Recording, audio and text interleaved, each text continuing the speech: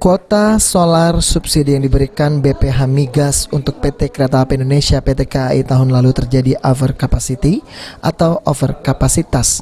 Agar hal tersebut tidak terjadi lagi pada tahun ini, penetapan kuota BBM subsidi ditetapkan setiap triwulan. Rencananya BBM bahan bakar minyak subsidi untuk kereta api barang akan digantikan dengan bahan bakar LNG yang lebih hemat, murah, dan clean energy.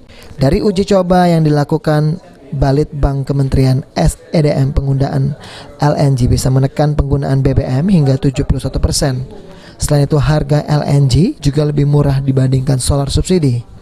Kepala BPH Migas Fansurullah Asa usai melakukan audiensi dengan Gubernur Sumatera Selatan menjelaskan, Sumsel memiliki sumber gas yang besar dan aktivitas kereta api barang batu bara yang cukup sibuk.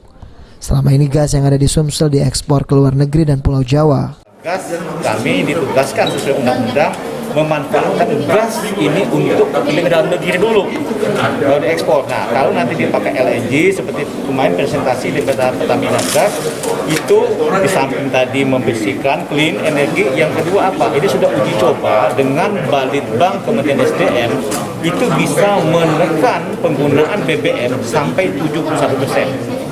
Ini kan bagus kan, udah dia bersih, harganya lebih murah daripada BBM. Ya kan, kalau pakai solar itu kalau jatuhnya 18 dolar sekian gitu ya. Nah, kalau ini kan bisa cuma 6 karena ada CPS 40 dan gas.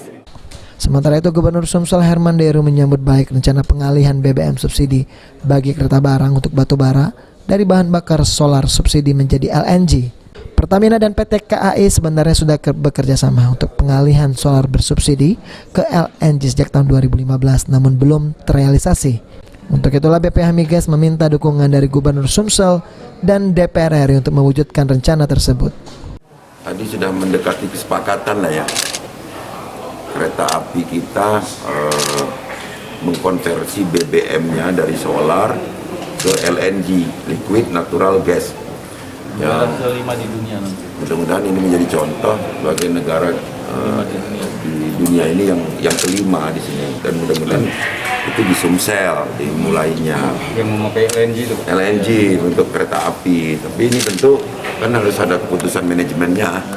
Tapi kalau saya sebagai gubernur yang memang kereta apinya di Sumsel ini trafficnya tinggi sekali untuk angkut tambang, alangkah baiknya kereta api PT KAI mengikuti program yang sangat menguntungkan bagi lingkungan juga, karena emisi gas buangnya tentu akan menjadi lebih baik dan hemat pasti.